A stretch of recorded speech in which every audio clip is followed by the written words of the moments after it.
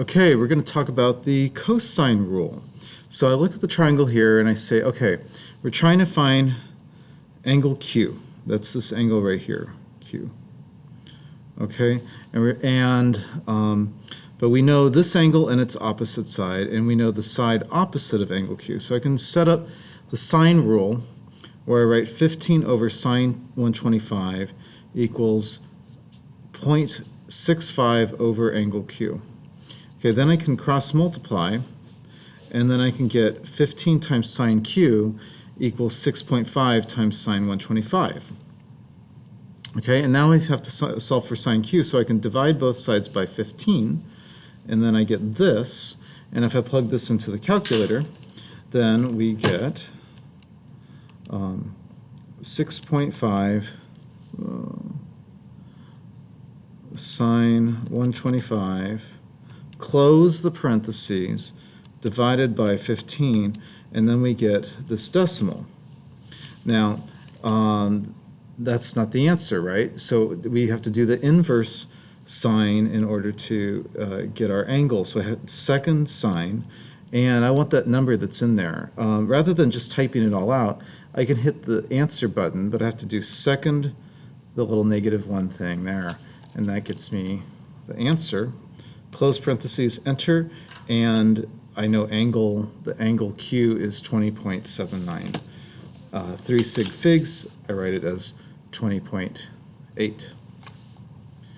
So you might want to hit pause if you need more help on this one. Okay, next one. So looking at this question here, you know that this is 120, so this is going to be 60 because this is a straight line, right? So these are make a linear pair, and if I know that's 60, I can figure this one out by adding 60 and 42 together and then subtracting from 180, and I figure out that's 78. And so now I need to find the missing sides. I've labeled this X and Y. So this angle is 78. The length of this side is 15.2, so I set up that ratio. And the first one here, we're solving for X, so I'm going to call this X and that 42, so I can say X over sine 42, and then I can cross multiply. I get X times sine 78 equals 15.2 times sine 42, and then to solve for X, I can divide by both sides by sine 78 and put that into the calculator, and we get 10.39 something, or 10.4. Okay, now to solve for side Y,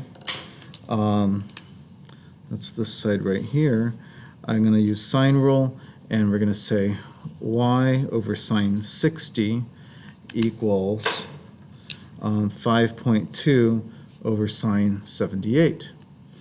And then I cross multiply, I say Y times sine 78 equals 15.2 times sine 60, and then divide both sides by sine 78, and then put this into the calculator, and you get 13.4 something something, so we can round that 3 significant figures, 13.5. What are the units? These should be meters. Okay, so now we're going to be practicing with cosine rule. Cosine rule is used when we have two sides and the included angle, that's the angle in between, right? Or if you know all three sides of a triangle and you want to find the measurement of an angle inside. So let's flip the page and see what we've got. Okay, so whenever you've got triangles, we label the points with capital letters.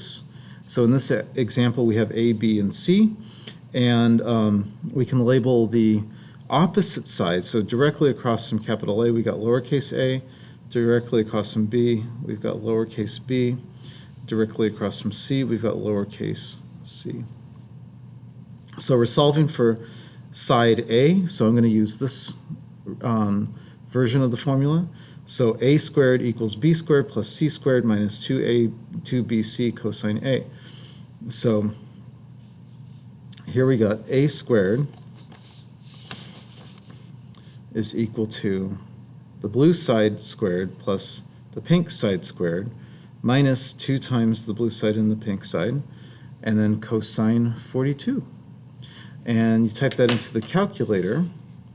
The first thing I do, just so I don't make a mistake, it's important that this cosine 42 is only done to the 2, 11, and 13.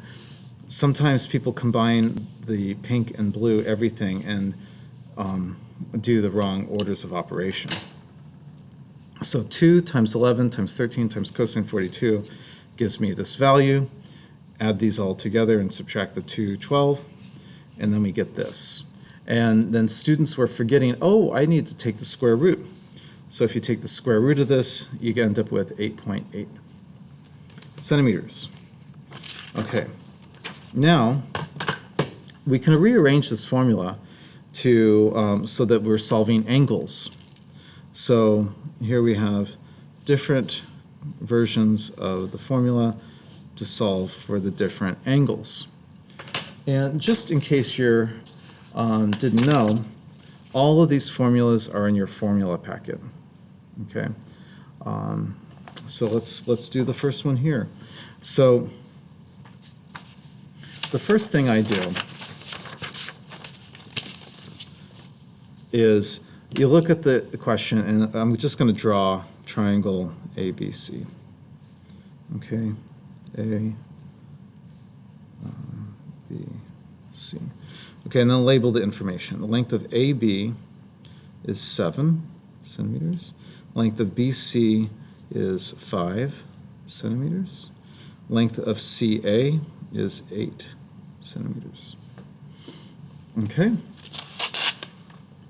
So now we want to find the measurement of angle BCA. That's this one here. Okay, so since I'm trying to find this angle, I'm going to use this formula. Okay, and so the one that we're subtracting here is this side here that's directly across. So it doesn't matter the order of the a squared and the b squared because we're adding them anyways, right? So this one here is that, and this one here is this. And like I said earlier, if I switched the blue and the pink, it wouldn't make any difference at all. So put this all down on paper. So using this relationship, we've got cosine C equals 5 squared plus 8 squared minus 7 squared divided by 2 times 5 times 8. And then we get cosine C equals 25 plus 64 minus 49 divided by 80. And then we get cosine C equals 40 over 80. And as you know, that's 0.5. And then to get angle C, I'm going to have to hit second cosine and then 0.5, and then enter, and then that gets me the measurement angle C equals 60 degrees. Okay, now that I know that, let's label it here, 60 degrees. Okay, now we need to find the area of the triangle. So if I know that this is 60 degrees, and on either side we've got 5 and 8, we learned a week or two ago that the area of the triangle is equal to 1/2 the sides on either side of the included angle, so 5 times 8 sine 60. So these two sides are on either side of the included angle, and I put this into the calculator. 1/2 of 8 is 4. 4 times 5 gives me 20. So 20 sine 60. And we simplify that into our calculator, and we get the area of the triangle equals 17.3 centimeters squared. Alrighty. And I will do the next page on a separate video.